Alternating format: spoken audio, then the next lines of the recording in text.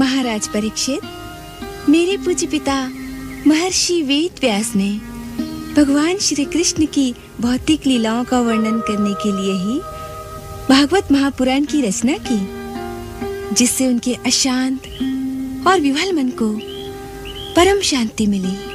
भगवान, महर्षि वेद व्यास ने तो महाभारत की रचना करके सांसारियों को वेद शास्त्रों का गूढ़ ज्ञान दिया था, शाश्वत धर्म की शिक्षा दी थी।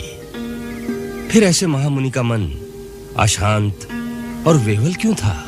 राजन, वास्तव में जहाँ महाभारत का अंत होता है, वहीं से श्रीमद् भागवत का शुभारंभ होता है। महाभारत की रचना के पश्चात महर्षि वेद व्यास का मन बहुत व्यथित रहने लगा। उनके हृदय की ज्वाला से मानो उनका शरीर भी जलने लगा। उनकी रचना का समापन एक महाविनाश के रूप में हुआ था। इसी व्यथा के मारे वो एक दिन अपने आश्रम में घूम रहे थे। उसी समय वहां महर्षि नारद पधारे। देवर्षि नारद की सेवा में पराशर पुत्र कृष्ण द्वैपायन व्यास का प्रणाम स्वीकार हो। हे महात्मा, आपका कल्याण हो। प्रभु, आसन ग्रहण करें।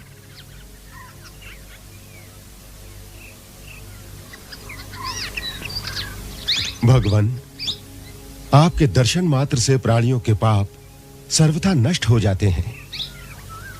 आपके आगमन से हम धन्य हो गए। आपका आना शुभ लक्षणों का सूचक है, विशेषतः इस समय जब हमारा मन चिंता से विचलित है। महाभाग व्यास जी, आपके चित्त की विफलता का कारण क्या है? आपने तो महाभारत की रचना के द्वारा सभी धर्मों और पुरुषार्थों के रहस्य खोल दिए हैं। देवर्षि, आपने मेरे बारे में ठीक कहा है। मैंने समग्र वेद राशि को 4 खंडों में वर्गीकृत किया है। अंत में महाभारत की संरचना करके मैंने वेदों के गूढ़ार्थ भी स्पष्ट कर दिए हैं, जिससे प्रत्येक व्यक्ति, यहां तक कि जिसको वेद श्रवण का अधिकार नहीं है, वे भी उसके द्वारा धर्म और कर्म के मर्म को समझने में सक्षम हो सकेंगे। इतना सब कुछ कर चुकने के बाद भी मेरे मन में असंतुष्टि और अपूर्णता का आभास सदैव बना रहता है, जिसके कारण मैं दुखी हूं। देवर्षि, मैं इसका कारण जानना चाहता हूं। हे व्यास जी, इसका एक ही कारण है। आपने धर्म आदि पुरुषार्थों का जैसा निरूपण किया है, भगवान श्री कृष्ण की महिमा का बखान वैसा नहीं किया। मेरी ऐसी मान्यता है कि जिससे भगवान संतुष्ट नहीं होते, वह शास्त्र, वह ज्ञान अपूर्ण है। संसारी लोग तो स्वभाव से ही विषयों में फंसे हुए हैं। आपने उन्हें धर्म के नाम पर हिंसा आदि निंदित सकाम कृत्य करने की आज्ञा भी दे दी। ये बहुत ही उल्टी बात हुई, क्योंकि मूर्ख लोग आपके वचनों से उन निंदित कर्मों को ही धर्म मानकर यही मुख्य धर्म है ऐसा निश्चय करके उसका निषेध करने वाले वचनों को ठीक नहीं मानेंगे। भगवान, अब उसका उपाय क्या है? अब आप एक ऐसी रचना कीजिए कि जिसके द्वारा समस्त संसार में भक्ति रस की गंगा बहने लगे। जिस रचना में भगवान के यश और उनकी लीलाओं का वर्णन होता है, उसकी भाषा चाहे अटपटी, उसकी शब्दावली चाहे दोषयुक्त हो, फिर भी वो लोगों के पापों का नाश कर देती है। सत्पुरुष ऐसी ही रचना का श्रवण, गान और कीर्तन करते हैं। हे महामुनि, वो ज्ञान जो मोक्ष का साधन भी हो, यदि भगवान की भक्ति से रहित हो तो उसकी कभी शोभा नहीं होती। इसलिए भगवान श्री कृष्ण के चरणार्ध विंद में ध्यान लगाकर उनकी लौकिक, अलौकिक समस्त लीलाओं का ऐसा वर्णन कीजिए कि उस कथा से उत्पन्न होने वाले भक्ति रस में तीनों लोग डूब जाएं। प्रेम और भक्ति की ऐसी भावना में उन्हें बहा दीजिए कि समस्त प्राणी एक दूसरे से प्रेम करना सीख लें। समस्त जीवों और प्राणियों को कृष्णमय मानकर एक प्राणी दूसरे प्राणी से ऐसा व्यवहार करे कि जैसे कृष्ण की ही पूजा कर रहा हो। इससे ये संसार स्वार्थ रहित होकर प्रेममय हो जाएगा। समस्त प्राणियों के कल्याण के लिए अब आप भगवान कृष्ण के प्रेम रस में डूबी हुई इस कथा का वर्णन कीजिए। सृष्टि को ऐसा रसमय करना ज्ञानियों और विद्वानों के बस का नहीं। यह कार्य तो केवल एक कवि ही कर सकता है। हे पराशर नंदन, इसीलिए आपका अवतार हुआ है कि आपके द्वारा भक्ति, प्रेम और भावना के रस का सागर, ये महासागर धरती पर लहराने लगे। आपकी काव्य कला के द्वारा इस दिव्य भागवत की पवित्र कथा की ज्योति सारे संसार में फैले, जिसके प्रकाश में कलयुग के भटके हुए प्राणियों को मोक्ष का मार्ग दिखाई दे। हे देवर्षि नारद जी, मुझे वो दिव्य कथा कहां से प्राप्त होगी?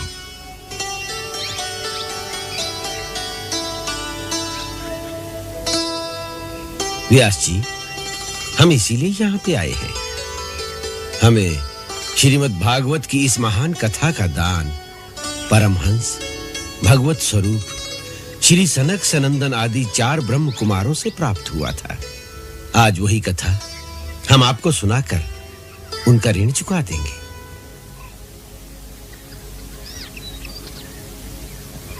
तत्पश्चात नारद ने उन्हें भागवत की कथा सुनाई। परंपरा के अनुसार उन्होंने सर्वप्रथम श्री कृष्ण से पहले आए अवतारों का वर्णन किया। फिर श्री कृष्ण कथा प्रारंभ की, जिसके द्वारा महर्षि वेद व्यास के हृदय में भक्ति की अविरल गंगा बहने लगी। कालांतर में मेरे महात्मा पिता ने वही कथा मुझे सुनाई, जो मैं इन दिनों तुम्हें सुना रहा हूँ। श्रीमद् भागवत की कथा सब शास्त्रों का सार, निश दिन मुनि शुकदेव जी बाँचे विधि अनुसार।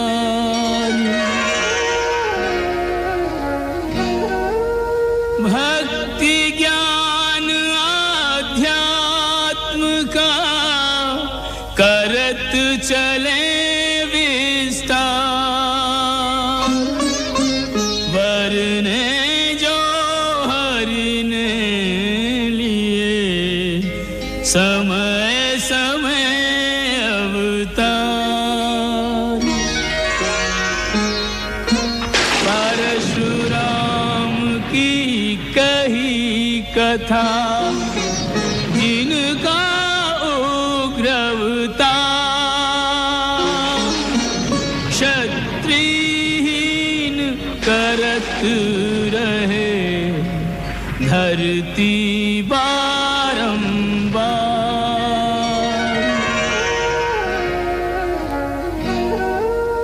राम के सम्मुख मिट गया परशुराम का दंभ, भक्ति सहित मुनि तब करी राम कथा आरंभ।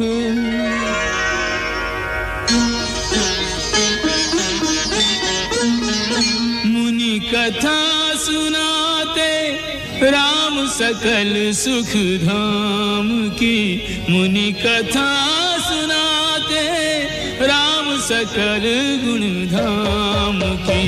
जय हो मर्यादा पुरुषोत्तम श्री राम की।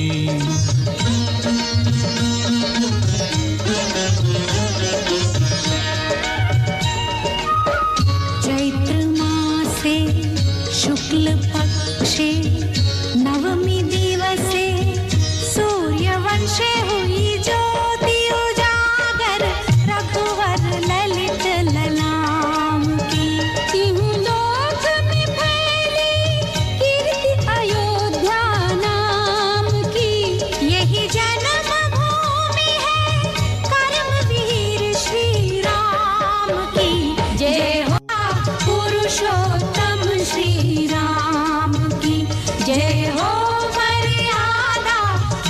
पुरुषोत्तम श्री राम की।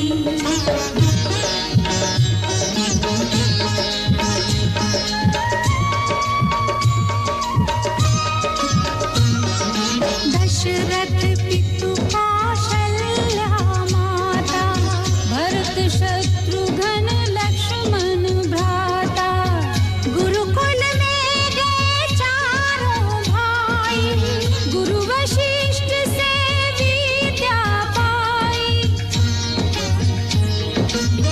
पढ़ लिख राजमहल में आए, पुरजन परिजन लखी हर्षाए। विश्वामित्र मुनि ज्ञानी, सुन दशरथ नृप को अति दानी। दशरथ जी के द्वारे आके विश्वामित्र ने वचन भरा के दुर्लभ निधि पाई, रघुवर पूरन काम की। मुनि कथा सुनाते राम सकल गुण धाम की। जय हो मर्यादा पुरुषोत्तम श्री राम की।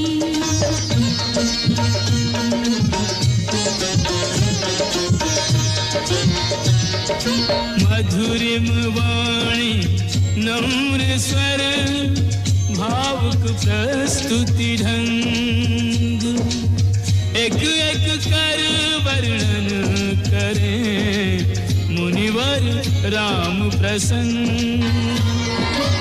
राम ताड़िका का वध कीना, अभयदान मुनियन को दीना। पद पंकज की महिमा भारी, परस पाए करी गौतम नारी। सबके काज संवारते, पथ में लक्ष्मण राम, गुरुवर विश्वामित्र संग पहुँचे मिथिला धाम।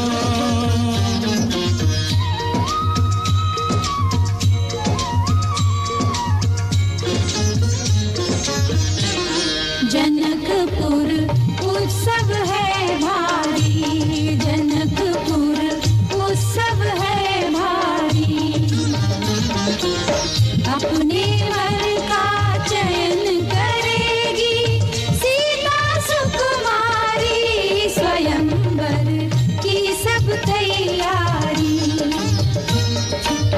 जनक राज का कठिन प्रण, सुनो सुनो सबको, जो तोड़े शिव धनुष को, सो सीतापति हो। तो तोड़े शिव धनुष कठोर, सबकी दृष्टि राम की ओर। राम विनय गुण के अवतार, गुरुवर की आज्ञा सिरधार।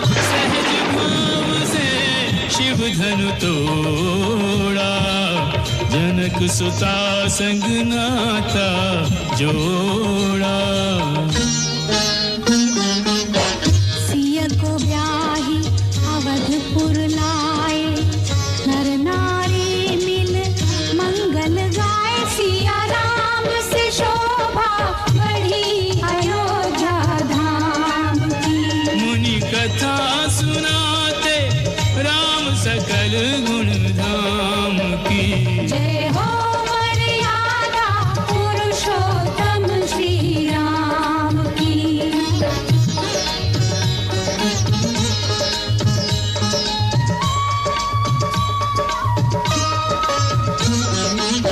समझ पिता की उलझन सारी, अनबोली आज्ञा सिरधारी।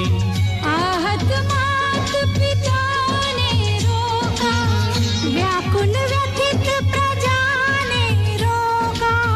किंतु त्याग मूर्ति राम पिता का वचन सर्वोपरि मान के अपने सुखों को तुच्छ जान के कर्म पथ पर बढ़ते रहे, मर्यादा आदर्शों का एक नया इतिहास गढ़ते रहे। वन में 14 वर्ष बिताए, भरत मिलाप करन आए। शीश खड़ाऊं नैनन पानी, भरत ले चले राम निशानी।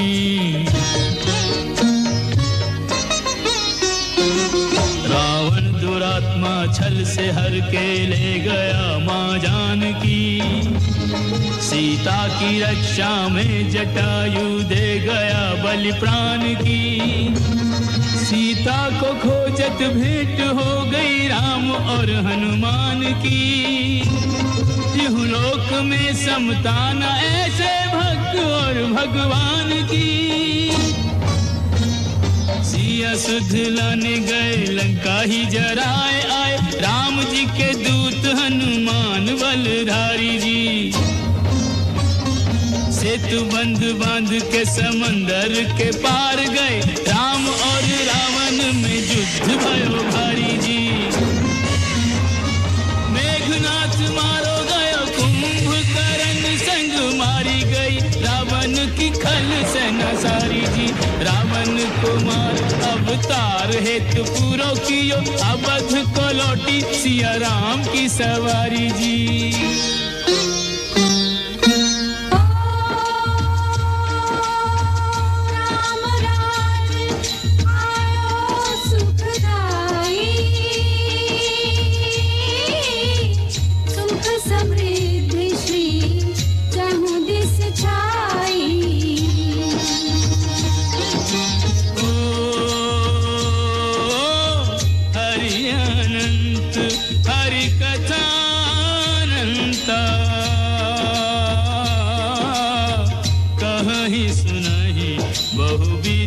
सब संता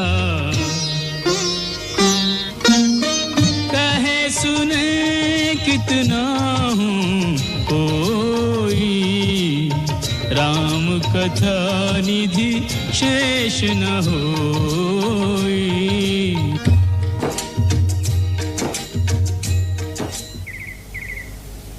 श्री राम मानव धर्म और मर्यादा की पराकाष्ठा हैं, तो श्री कृष्ण आध्यात्म की अनंत गहराइयों के प्रतीक हैं। राम कर्तव्य और कर्म प्रधान है, तो कृष्ण भक्ति और भावना प्रधान। इसलिए श्री राम के अवतार में उन्होंने अपने को कभी भगवान नहीं कहा और श्री कृष्ण के रूप में अपने पूर्ण भगवान होने के सत्य को कभी छुपाया नहीं। परंतु द्वापर के अंत में ऐसा समय आया जब धरती पर बहुत सी आसुरी शक्तियां एकत्रित हो गई थीं। उस समय लाखों दैत्यों के दल ने घमंडी राजाओं का रूप धारण करके अपने भार से पृथ्वी को आक्रांत कर रखा था। उन सब के अत्याचारों से पीड़ित होकर माता पृथ्वी, इंद्र, नारद, बृहस्पति और अन्य देवता सहायता के लिए ब्रह्मा जी के पास गए। हे देवगण, किस कारण आप सबका आगमन हुआ है? हे प्रभु, पृथ्वी इस समय अत्यंत दुखी है। बहुत से दैत्यों और असुरों ने इस समय पृथ्वी पर जन्म लेकर प्राणी मात्र पर भीषण अत्याचारों का ऐसा तूफान मचा रखा है कि अपनी दुखी और निरीह संतानों के क्रंदन को सुनकर माता पृथ्वी का हृदय फटा जा रहा है। हे जगत पिता, आप ही जगत के सृष्टा हैं और सृष्टि की पहुंच सृष्टा से आगे नहीं हो सकती। इसीलिए मैं आपकी शरण में आई हूँ, मेरा दुख हरिए। हे पिता, आपने मुझे आज्ञा दी थी कि मैं एक ऐसी संतान को जन्म दूं जो इस जगत को आनंदमय करते हुए आपकी भक्ति में लीन हो जाए। परंतु काल के प्रभाव से मेरी कोख ने एक ऐसी नई पीढ़ी को जन्म दिया है जिसके पापाचार का कोई अंत नहीं है। उन्हें अच्छा रास्ता दिखाने वाला कोई नहीं। हे पितामह, कई महापराक्रमी दैत्यों और असुरों ने राजाओं के रूप में पृथ्वी पर जन्म लिया है। जैसे हिरण्याकश्यप मगध के राजा जरासिंह के रूप में जन्म लेकर साधुओं को संत्रास दे रहा है। उसने असंख्य महात्मा राजाओं को बंदी बना रखा है और सांसारिक सिद्धियों के लिए तामसिक पूजा द्वारा उनकी निर्बली दे रहा है। इसी प्रकार भामासुर, वाणासुर और शंखचूर आदि दैत्य भी पृथ्वी से धर्म का नाश करने पर तुले हुए हैं। हे पितामह, जिस महादैत्य कालनेमी ने देवासुर संग्राम में अपनी अपार शक्ति से देवताओं को इस प्रकार पीड़ित कर दिया था कि देवता संग्राम छोड़ छोड़कर भागने लगे थे, उस समय स्वयं विष्णु भगवान ने अपने सुदर्शन चक्र के द्वारा उसका वध किया था। वही महापराक्रमी दैत्य अब कंस के रूप में जन्म लेकर मथुरा में ऐसी पाप की नदी बहा रहा है कि सूर्यपुत्री परम पवित्र यमुना का शुद्ध जल साधु जनों के रक्त से लाल हो गया है। वो महाअभिमानी दैत्य ऋषियों और मुनियों को अपने रथ में घोड़ों की जगह जोत कर उनसे रथ भगाने को कहता है और पेड़ों की मार से उन्हें लहू लुहान कर देता है।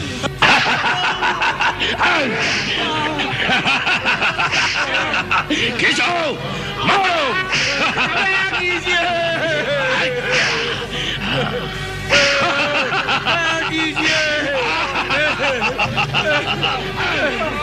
भगवान के लिए दया कीजिए। कौन भगवान जिसकी पूजा में तुम समय नष्ट करते हो? बुलाओ उसे। यहाँ का भगवान कंस है, वही सुखी रहेगा तो कंस की पूजा करेगा।